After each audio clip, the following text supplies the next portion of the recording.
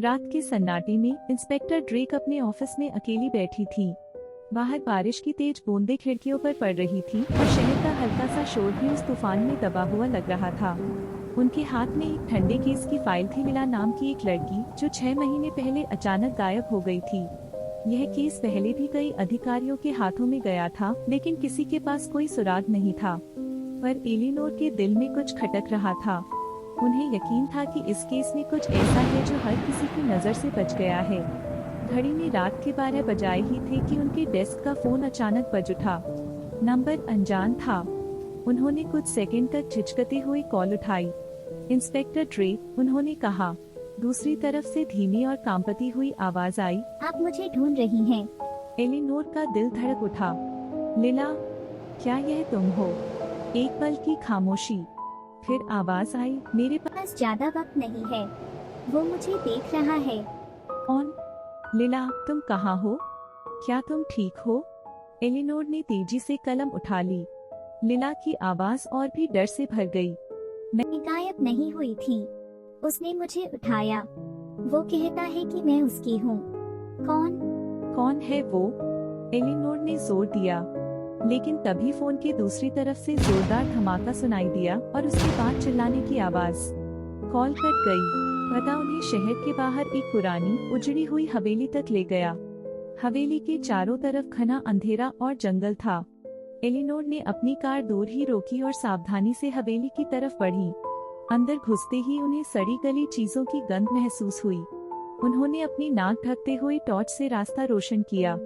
जगह एकदम सुनसान थी, बस कभी कभी दीवारों की दरारों से हवाएं सरसराती सुनाई देती थीं। फिर उनकी नजर दीवार पर लगे एक बोर्ड पर पड़ी। उस पर लीला की ढेर सारी तस्वीरें टंगी थी। कुछ छुपकर ली गईं और कुछ अजीब तरह से पोज करवाई गईं। नीचे कुछ और अखबार की कटिंग्स थी, जिनमें लापता लड़कियों की खबरें थीं। हर लड़की का चेहरा लीला से मिलता जुलता था। पीछे से फर्श पर किसी के कदमों की आवाज आई। एलिनोर ने तुरंत पलटकर बंदूक तान दी। पुलिस, सामने आओ। अंधेरे से एक दुबला पतला आदमी बाहर निकला। उसकी आंखों में पागलपन और होठों पर एक खौफनाक मुस्कान थी। उसके हाथ में एक लंबा चाकू चमक रहा था। तुम्हें यहाँ नहीं होना चाहिए था, उसने फुसफुसाते हुए कहा। चाकू नीचे रखो, एलिनोर ने सख्ती से कहा। लेकिन वो आदमी झपटा और एलिनोर ने फायर कर दिया। गोली की गूंज पूरे घर में फैल गई।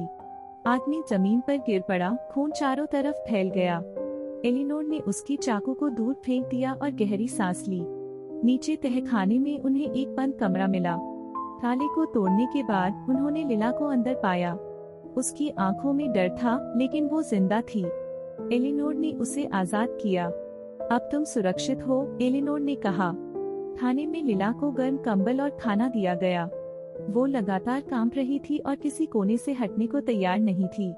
एलिनोर को सुकून मिला कि उसने एक मासूम की जान बचा ली थी।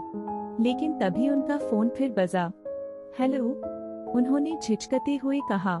दूसरी तरफ वही कांपती हुई आवाज गूंजी, तुमने उसे बचा लिया, लेकिन यह खत्म नहीं हुआ। एलिनोर का खून जम गया। कौन हो तुम?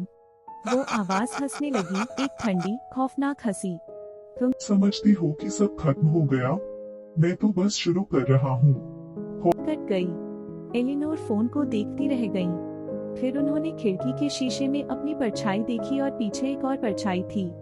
एक अजनबी जो मुस्कुरा रहा था।